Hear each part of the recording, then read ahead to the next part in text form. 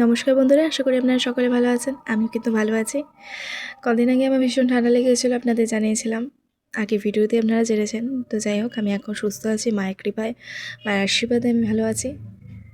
তো আপনারাও আশা করছি ভালো আছেন।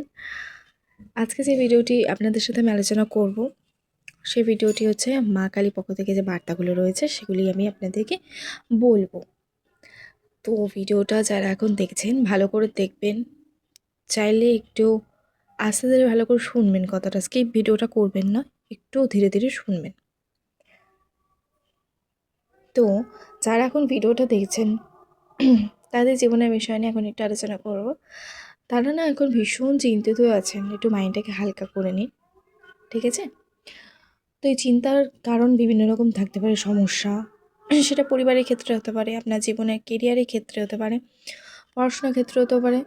তা আমি সেদিক থেকে বলবো যে আপনার চিন্তা হওয়াটা স্বাভাবিক, কিন্তু আপনাকে আর চিন্তা করতে হবে না।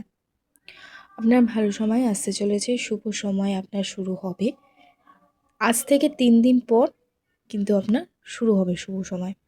যখন আপনি ভিডিওটা দেখছেন তার ঠিক 3 দিন পর থেকে আপনার কিন্তু ভালো সময় শুরু হবে। তার জন্য কী করতে হবে? তার জন্য আপনাকে মা কালীর ওপর বিশ্বাস রাখতে হবে, ভরসা রাখতে হবে। আপনি অবশ্যই সঠিক পথের মধ্যে দিয়ে যাবেন। কেন জানেন? কারণ দেখুন, আপনি সঠিক পথ অবশ্যই খুঁজে পাবেন, সেটা হয়তো অনেকটা দেরি হলো কিন্তু পাবেন।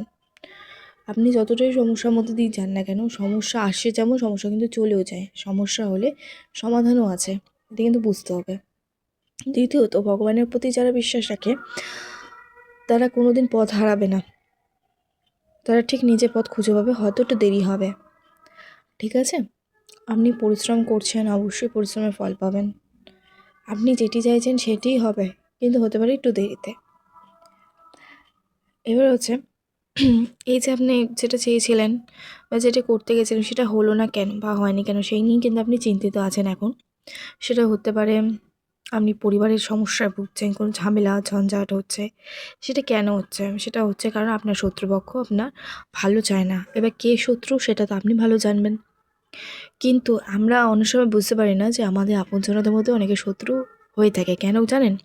কারণ যেহেতু যখন মানুষ এগিয়ে যায় জীবনে কোনো দিন, সেটা মানুষ সহ্য করতে পারে না। আপনি যদি বেশি এগিয়ে যান তাহলে আপনাদেরকে দেখে অনেকেই হিংসে করবে। তা সেই জায়গা থেকে আমি বলব যে মানে নিজের লোক ছাড়া যাদের আপনি খুব চেনেন বা আপনার সাথে একদম তার হৃদ্রতা আছে, সেরকম ব্যক্তিকে আপনি আপনার মনের কথা বলতে পারেন। মানে ধরুন আপনার ফ্যামিলির লোককে বলুন, কিন্তু চট করে ধরুন বন্ধুত্ব ছিল বা আছে, হঠাৎ দেখা হলো, আপনি আপনার কথা অত বলবেন না। মানে আপনার জীবনে এখন কী চলছে না চলছে, ঠিক আছে?